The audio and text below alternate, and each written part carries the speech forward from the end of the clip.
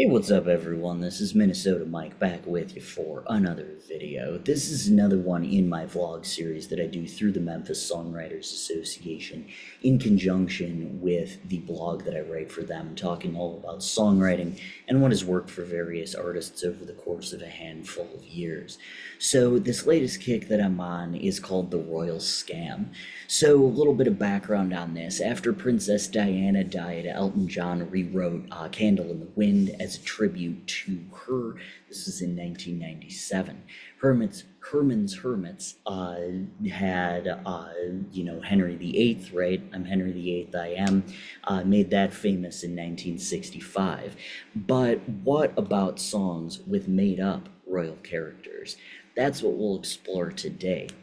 Should be noted that unlike the aforementioned Herman's Hermits songs, none of the made-up royalty in these songs will actually have names, but rather they'll assign fallible characteristics against the backdrop of royalty, which is a fabulous contrast to use in your writing.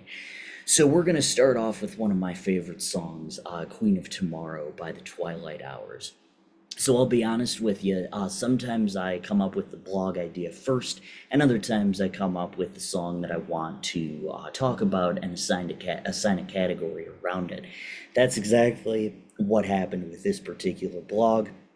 I wanted to talk about Queen of Tomorrow, and so I just came up with some other songs about royalty.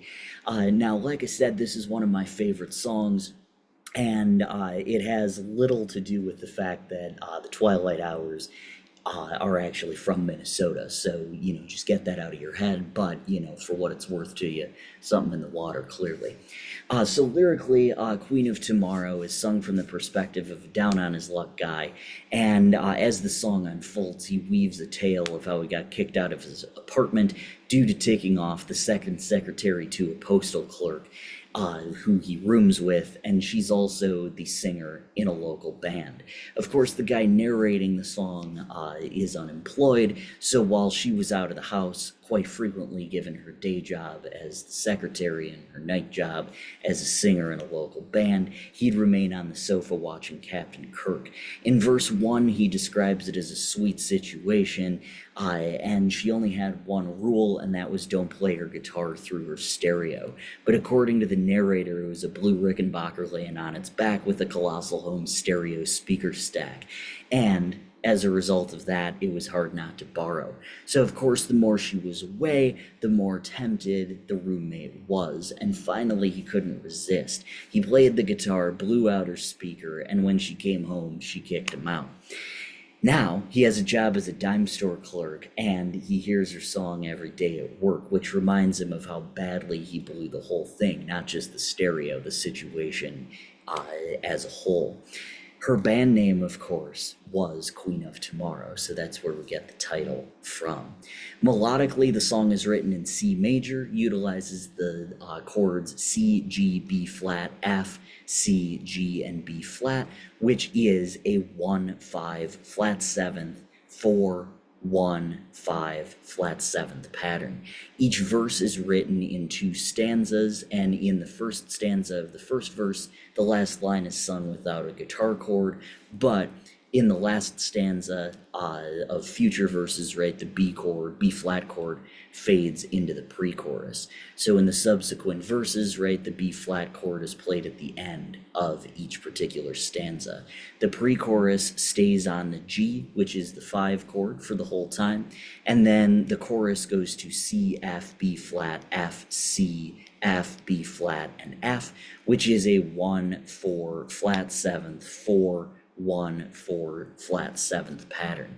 The instrumental arrangement includes acoustic guitar, bass, and drums.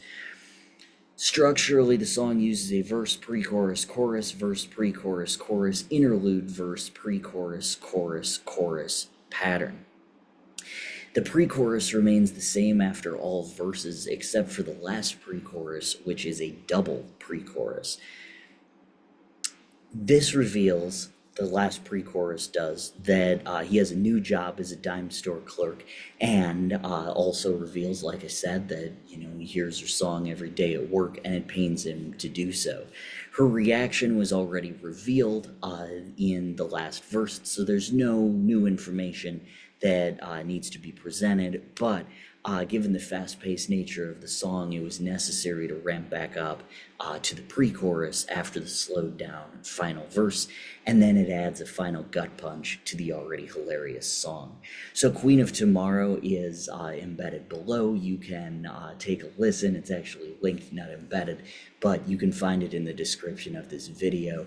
I am Minnesota Mike. Make sure that you also check out my blog on the Memphis Songwriters Association website. Thank you so much.